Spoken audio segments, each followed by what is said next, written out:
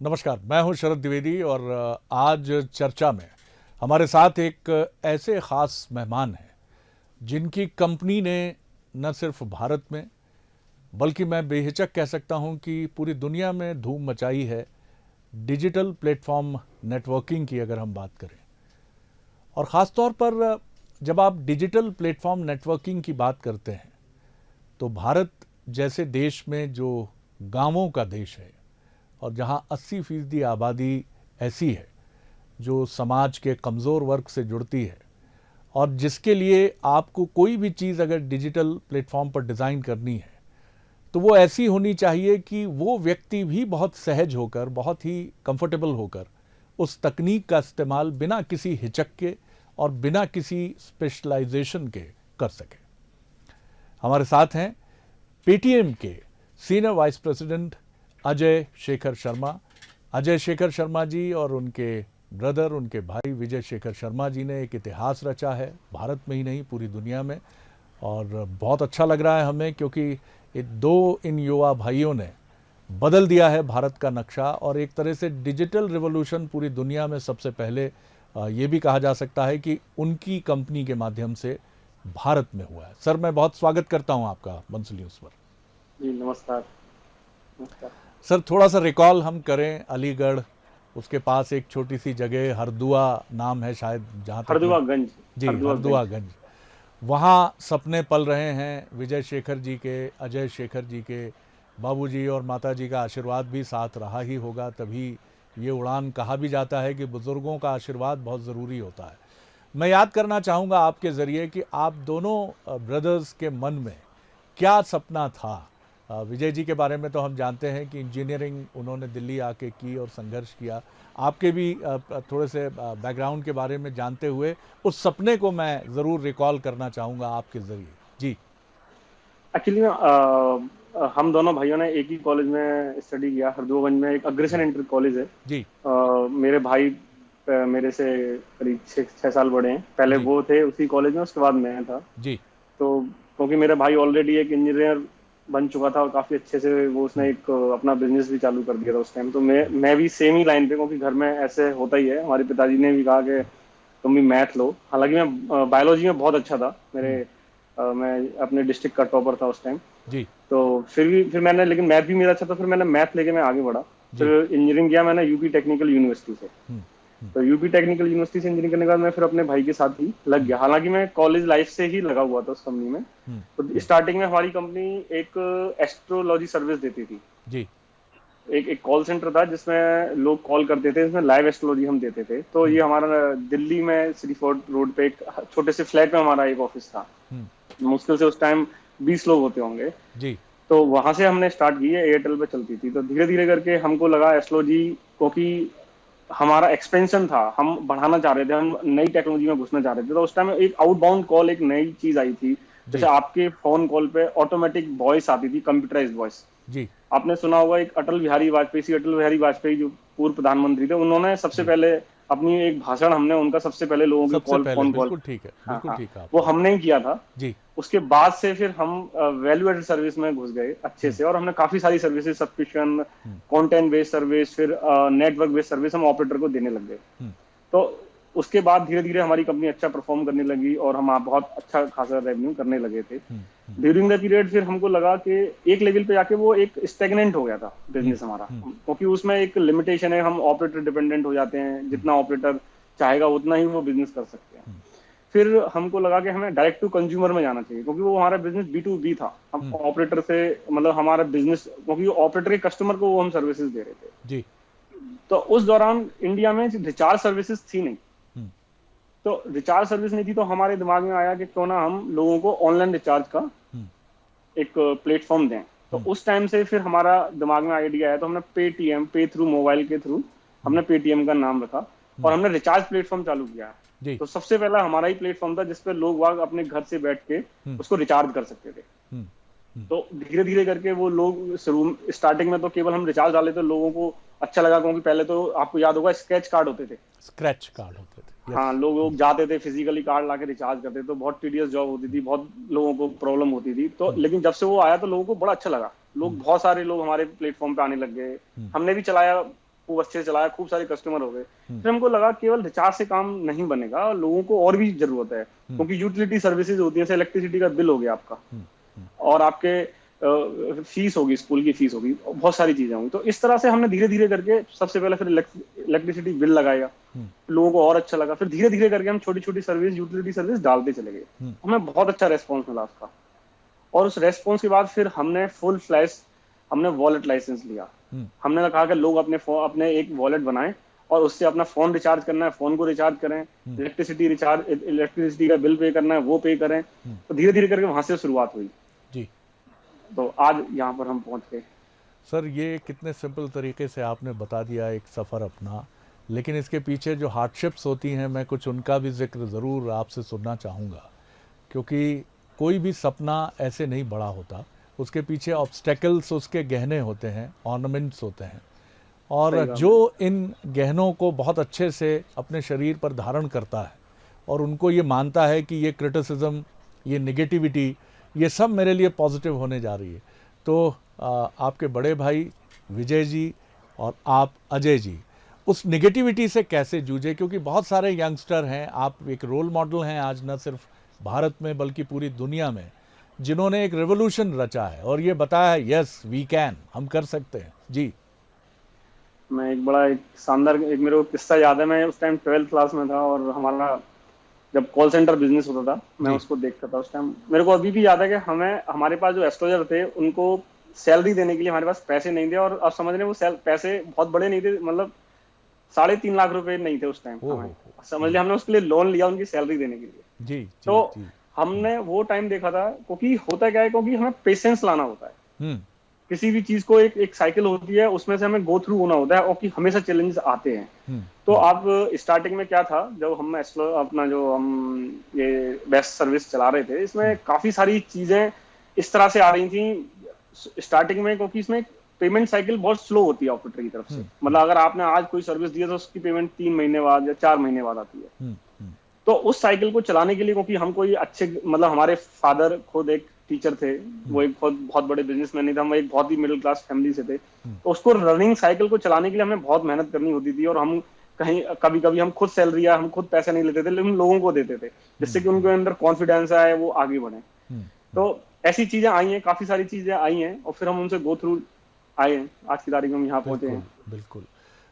ये बड़ा कठिन होता है अजय जी, क्योंकि मिडिल क्लास जो है वो एक ऐसा क्लास है जो सबसे बड़ा मोरल वैल्यूज़ का झंडा लेकर चलने वाला क्लास है। वो अपनी परिवार पर भी ध्यान देता है, वो सोसाइटी पर भी ध्यान देता है, और जैसा आपने खुद बताया कि वो दौर भी था कि जब आप खुद पैसे नहीं लेते थे, क्योंकि आप विश्वास पैदा करना चाहते थे और एम्प्लॉयज़ का पेमेंट करते थे। कितना कठिन रहा ये सफ़र, ये तो हम आपसे समझ पाए, लेकिन इसके बीच में जो ताकत रहती है वो कहाँ से आप विजय जी और अजय जी संजोते रहे अपने भीतर कि मुश्किलें लाख आईं, लेकिन आपने तय कर रखा था कि हमें वहाँ पहुँचना है, और आखिर आप पहुँचे वहाँ। आज 1 लाख करोड़ रुपए का वैल्यूएशन पेटीएम का बताया जाता है, और मुझे लगता है कि ये कंपनी एक राष्ट्रीय गौरव का विषय भी है कि किस तरह 2 यंग एंटरप्रेन्योर ने इस कंपनी को यहाँ तक पहुँचाया है। तो ये पूरे भारत के फ़ख्र की कहानी भी है। एक्चुअली में सपने ना बड़े होने चाहिए। एक्चुअली हम लोगों का सपना बहुत ही ज्यादा आगे तक का था, हम कोई छोटा नहीं करना चाह रहे थे। हम चाहते तो हम केवल वेस्ट कंपनी बन के रह सकते थे, लेकिन हमने कभी भी ऐसा नहीं सोचा, हमने कभी भी हम वहां नहीं रुके। हमारा टारगेट हमेशा ये था कि हम कुछ ऐसा क्रिएट करें जो एक सोसाइटी को हम दे पाए। मैं अभी भी जब भी मैं लोगों से मिलता हूँ, मैं लोगों को बताता हूँ कि इंडिया के अंदर जो फिनटेक है, क्योंकि जब हमारे टाइम क्या था, जब हमारी कंपनी चल रही थी, तो उस टाइम ई कॉमर्स जैसे आपका फ्लिपकार्ट हो गया, आपका ये अमेजोन हो गया, ये काफी कंपनियां काफी आगे तक आ चुकी थी, क्योंकि हम वो प्लेटफॉर्म क्रिएट नहीं कर पाए थे। तो हम उस भीड़ में नहीं जाना चाह रहे थे, हमें कुछ अलग हटके करना था। तभी हमको लगा कि कोई फाइनेंस में, यहाँ पर हमारे देश का जो फाइनेंस का इंफ्रास्ट्रक्चर है वो अभी इतना स्ट्रांग नहीं है। ये सारा फाइनेंस जो है एक्चुअली में एक एलीट क्लास के पास बहुत अच्छे से अवेलेबल। आप देखते होंगे अकाउंट, अभी मोदी जी ने आके जनधन अकाउंट खोल के सबके अकाउंट खुलाए, नहीं तो उससे पहले हमारे बैंक अकाउंट तक नहीं होते थे। तो हमारा फोकस ये था कि हम एकदम एक से एक लास्ट माइल तक जाएं और उनको हम वो फाइनेंस की सर्विस दें जो सारे एलीट क्लास लेते हैं। तो ये हमारा टारगेट था, इसलिए वो प्लेटफॉर्म पे हम काम करते चले गए, और आज भी हमारा फोकस उसी प्लेटफॉर्म पे काम करना है, जिससे कि हम एक आम आदमी को जिसको कि बैंक जाने में एक बहुत बड़ा वो होता था कि हम बैंक कैसे जाएं, तो आज हम उनको फोन पे वो सर्विस देना चाहते हैं और उसी पे हम आज भी काम कर रहे हैं। आपने एक रिवोल्यूशन किया है, बिल्कुल पेटीएम ने किया है, बेशक किया है। अब हम ये भी सुन रहे हैं कि आप एक सॉफ्ट बैंक की भूमिका में भी तैयार कर रहे हैं अपनी कंपनी को, और मुझे लगता है कि ये वो सपना है जिसको शायद हमारे प्रधानमंत्री भी देख रहे हैं, कि लोगों के हाथ में वो शक्ति हो कि वो अपने ट्रांजैक्शंस पैसे के फिनेंशियल वो बहुत आसानी से अपने घर बैठे हुए, क्योंकि आज मोबाइल भी भारत में एक रेवोल्यूशन कर चुके हैं, और शायद हम धीरे धीरे दुनिया के फ्रंट लाइनर्स में से हैं, उन कंट्रीज़ में से हैं जहां मोबाइल का और स्मार्ट मोबाइल का इस्तेमाल बहुत तेज़ी से बढ़ा है, और इसी के साथ आपकी भूमिका बढ़ी है। तो ये सॉफ्ट बैंक की भूमिका आपकी कब तक हम देखेंगे और कब तक ये ज़मीन पर उतरेगा? ये बड़ा सपना है ये भी एक। जी एक्चुअली में हम सॉफ्ट बैंक का जब ये वॉलेट सिस्टम आया इंडस्ट्री में, एक्चुअली में वॉलेट ऑलरेडी होते थे, लोगों ने कभी इसका इतने अच्छे से यूटिलाइज नहीं किया था। क्लोज लूप वॉलेट कहते हैं इनको। जी। तो वो हमने इसको पब्लिक के लिए यूज करना मतलब इजी बनाया, क्योंकि जो ऑपरेटर जो यूज करता है अपने फोन को रिचार्ज जो करते हैं वो एक्चुअली में क्लोज लूप वॉलेट ही होता है, लेकिन उन्हें उसको उस तरीके से यूज करने को लोगों को नहीं दिया था। तो हमने वो प्लेटफॉर्म बनाया जिससे कि इजीली यूज कर, तो जैसे जैसे हमारे वॉलेट के नंबर बढ़ते चले गए तो गवर्नमेंट को भी लगा के ये एक बहुत अच्छा स्पेस है, तो उन्होंने एक नया तरह का बैंक लाइसेंस लेके आए जिसका नाम है पेमेंट बैंक। ये एक छोटा लाइसेंस होता है, बैंकिंग लाइसेंस ही होता है, जो कि हमारे पास है और हम अभी बैंकिंग में काम कर रहे हैं। इसकी एक लिमिटेशन होती है, एक लिमिट तक काम करता है, मतलब ये up to 1 lakh, up to 1 lakh तक आप इसमें ट्रांजेक्शन कर सकते हैं, और अब इसमें हम अपना लोन वगैरह नहीं दे सकते, मतलब पेटीएम पेमेंट बैंक लोन नहीं दे सकती, इसकी कुछ लिमिटेशन है। तो ये एक फुल फ्लैश लाइसेंस ही हमारे, आप आज भी देखेंगे हमारे एटीएम भी लगे हुए हैं, लोग बाग अपने वॉलेट में से पैसे निकाल भी सकते हैं। धीरे धीरे हम उस पर काम कर रहे हैं, पेमेंट बैंक पर। तो धीरे धीरे करके आप देखेंगे हमारे जगह जगह बैंक ब्रांचेस भी आने वाली हैं, हमारे इवन नोएडा में खुल चुकी है। अरे वाह वाह, तो ये इसके लिए बधाई आपको।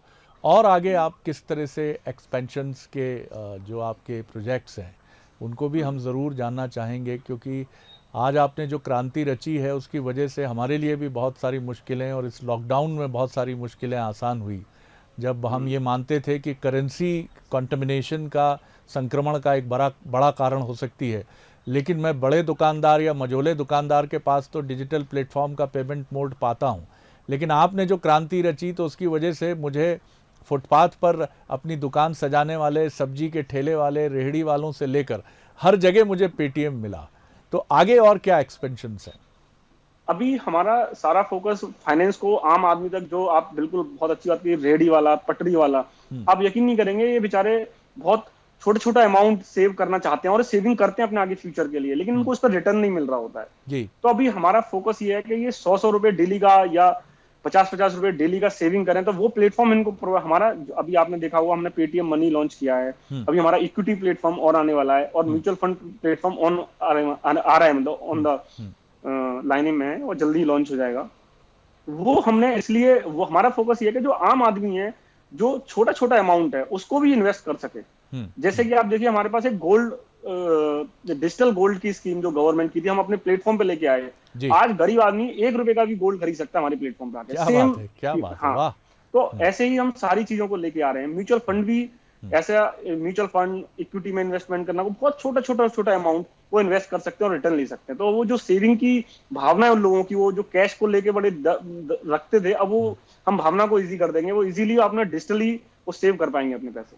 बिल्कुल, ये बड़ी अच्छी बात आपने कही सर, कि मेरी हैसियत अगर 1 रुपए सेविंग करने की है तो मेरे पास ऑप्शन तो होना चाहिए, और वो ऑप्शन आप मुहैया करा रहे हैं, जो सबसे बड़ी चीज़ है। सपना हर कहीं पलता है, किसी बिलियनियर के पास भी सपना है और रेहड़ी वाले के पास भी सपना है, लेकिन उस सपनों में रंग भरने के लिए कोई जगह तो होनी चाहिए, और पेटीएम एक जगह बेहिचक बना है। ये भी हम जानना चाहेंगे, किसी भी फाइनेंशियल इंस्टीट्यूशन के लिए, किसी भी डिजिटल प्लेटफॉर्म के लिए क्रेडिबिलिटी, विश्वसनीयता एक बहुत ही बड़ा मार्क है, बेंचमार्क है। आपने ये हासिल किया है, इसीलिए आज देश आप पर भरोसा करता है, लेकिन इसको आगे बनाए रखना और चलना ये बहुत आसान नहीं है। इस पर आप क्या कहेंगे? बिल्कुल सही बात की है, बहुत बड़ी जिम्मेदारी है। और ये एक्चुअली में स्टार्टिंग में जब हमारा रेवेन्यू जो वॉलेट में हम चल रहे थे, तो हमारे जो एस्कोर अकाउंट होते थे, लोग अपने वॉलेट में पैसे रखते थे, तो पैसे क्योंकि एक वॉलेट में रख रहे हैं तो वो इतने सिक्योर नहीं, क्योंकि हम कोई बैंक नहीं थे उस टाइम। आज की तारीख में हमारे पास वो लाइसेंस है, हमको आरबीआई गवर्न करता है, आरबीआई हमें वॉच करता है, आरबीआई हमें गाइडलाइन देता है, क्योंकि हम आरबीआई के अंडर में काम कर रहे हैं। तो ये सबसे बड़ी क्रेडिबिलिटी है कि आज हम आरबीआई के अंडर में काम कर रहे हैं, लोगों का पैसा इतना सुरक्षित है कि अब पहले से बहुत ज्यादा सुरक्षित है, क्योंकि पहले क्या एक वॉलेट में होते थे, आज वो एक बैंक में पैसे हैं उनके। जी जी जी। तो ये हम कह सकते हैं कि अब तो और ज़्यादा सुरक्षा है, क्योंकि आरबीआई का कवच भी पेटीएम के साथ है। एक बहुत बड़ा प्रोटेक्टिव शील्ड है जो भारत का शील्ड है, ऑफिशियल शील्ड है, और ये पेटीएम को और ज़्यादा भरोसेमंद बनाता है। एक जगह मैं आपके बड़े भाई विजय जी का इंटरव्यू पढ़ रहा था, तो उनसे पूछा गया कि आप अपने को क्या मानते हैं, एक किस तरह की पर्सनैलिटी के तौर पर देखते हैं। तो उन्होंने कहा, मैं एक फ्रीडम लवर हूँ, मैं अपनी स्वतंत्रता को बहुत पसंद करता हूँ, और मुझे लगता है कि पेटीएम ने ये बताया भी है कि फ्रीडम अगर आपको पसंद है तो सपने बड़े देखिए, उनको इम्प्लीमेंट कीजिए, और जो आप सोचते हैं वो सब आप कर सकते हैं।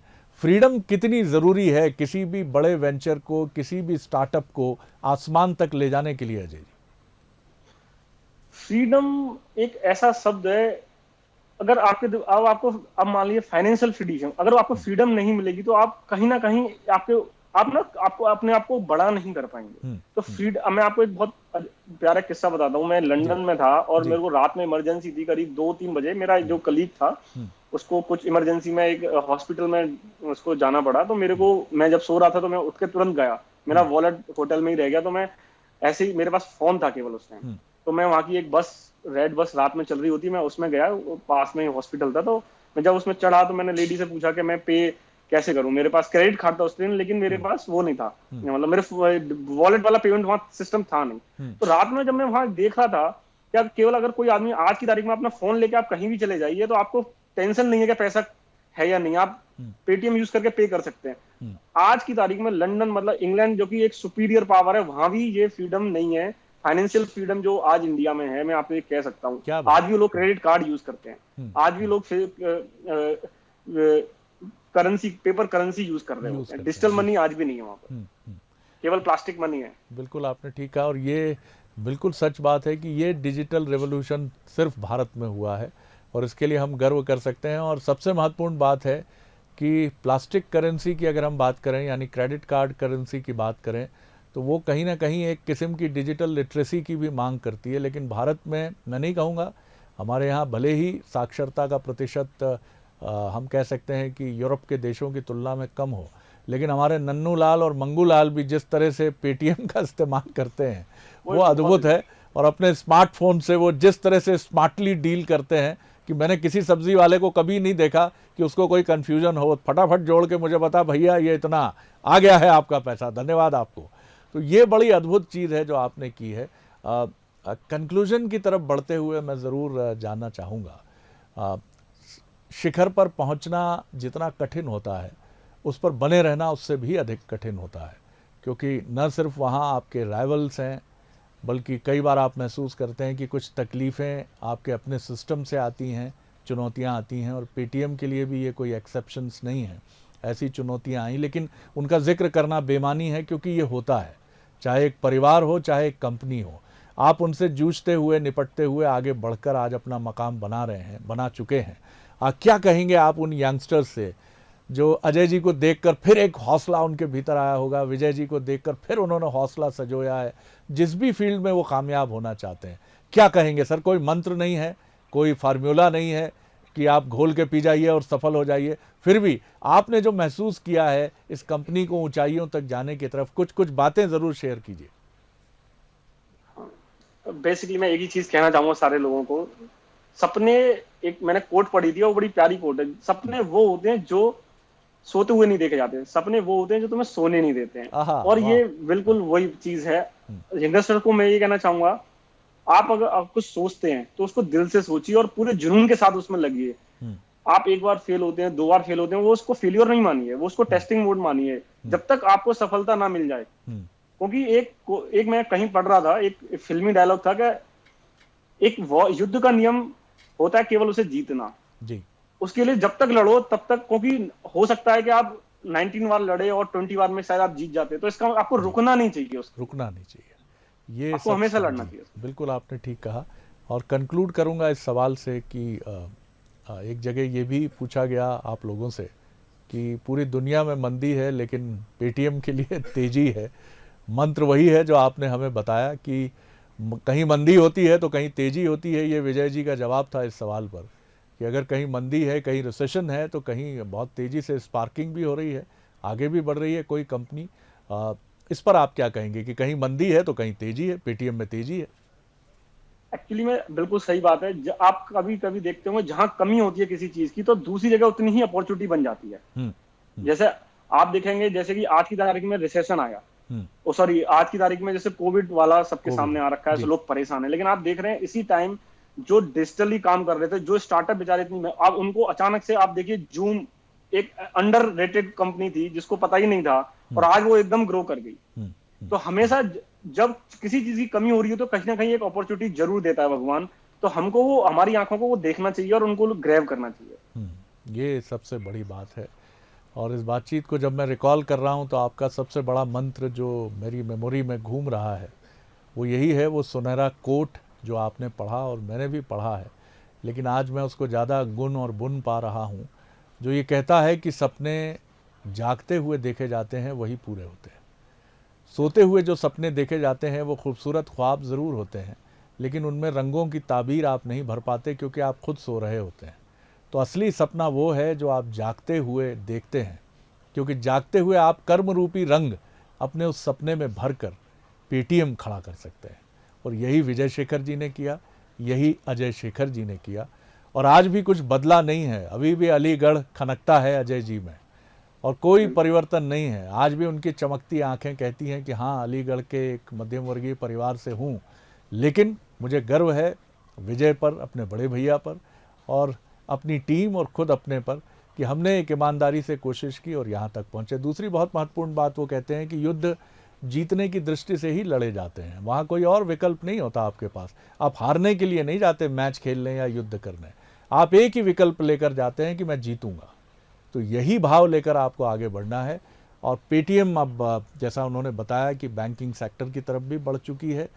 अभी कुछ वहाँ सीमाएं हैं, 1 लाख तक की ही अभी सीमा तय की गई है, लेकिन आगे पेटीएम के लिए ना कोई सीमा है, क्योंकि जो सपने आसमान में ऊंचे, बहुत ऊंचे जाते हैं, वो पंखों से वहाँ तक की उड़ान नहीं भरी जाती, हौसलों से भरी जाती है।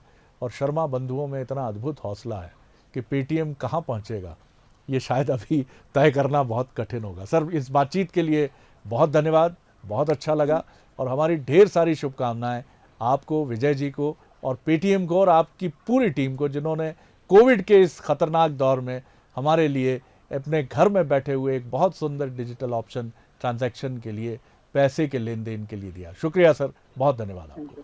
Thank you. तो चर्चा में इतना ही और अब मुझे भी दीजिए इजाज़त। नमस्कार।